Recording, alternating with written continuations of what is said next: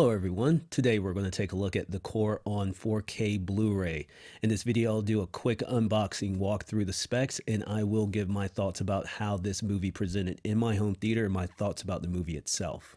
The Core was released in 2003 by Paramount. It's rated PG-13, runtime is 134 minutes. It came in the slipcover and includes the 4K Blu-ray and the digital copy, so no standard Blu-ray in this release. Aspect ratio is 2:35:1, so if you're like me with a 16:9 screen, there will be black bars on the top and bottom of the screen. Audio is in English and French.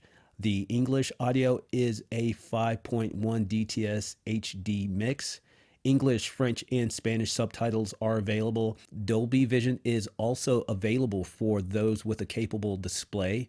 For this review, because I'm in my home theater with my projector, I'll be watching in HDR10. It's been a while since I last saw this movie, and I've never seen it in 4K or in a theater. I should level set right now and say the concept of this movie is completely absurd. Science and reality definitely take a backseat to just being entertained. But The Core is a fun ride, it's a good watch, it's entertaining, and it has a pretty recognizable cast, some pretty heavy hitters, at least in my estimation. The characters are likable, I felt for them, and the main cast did an excellent job. It's a world-level disaster movie, which is really my kind of movie. The movie is well over 2 hours, but it feels like everything unfolds very fast, especially at the beginning. But again, it's fun enough and entertaining enough that I was able to enjoy the movie for what it was. And if you're willing to do that, I think most will enjoy this movie. Special effects are a little dated, a little rough, but not horrible. Yeah, Tim, I'm coming in a little hard. the earth is a little rough. Roger that.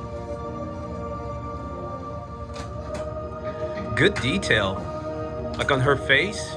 You can still see if you look. I mean, if you're looking closely at it, you can still see a little bit of the grain, but it looks really good.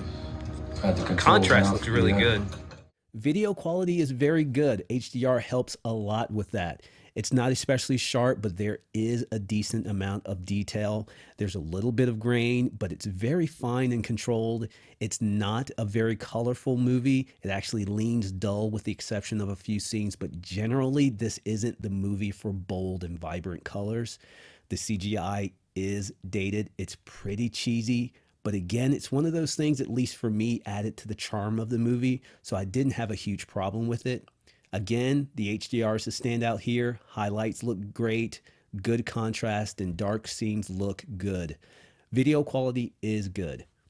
Sound is good. You can hear the birds sort of around, and you can hear the city sounds here. And then you've got the score as well. Yeah, you can hear birds all around. Wow, really good. I really like the audio here. I feel like while it's not great at anything, it's very good at just about everything across the board. I just did a review of Air Force One, so please take a look at that if you will. One of the things I noticed in that movie was the score and the sound effects were louder than the rest of the audio by quite a bit. The audio for the Core is much more even. When the score kicks in, it didn't dominate the audio. There wasn't a massive swing in volume. Same with explosions and other effects. It still got loud, but there seemed to be a good balance to the audio. I remember Air Force One, that score was just rocking.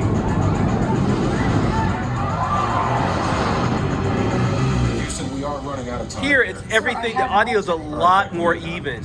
I feel like when I watched Air Force One just recently, I feel like all the special effects, all of the score especially was just so overly pronounced, more so than the dialogue, whereas this is a lot more even, a lot more even. Turn right, heading 175, expect visual contact with Los Angeles. The audio mix was immersive. I could hear decent separation between speakers in some scenes. No Dolby Atmos, but no worries. Overhead speakers were pretty active.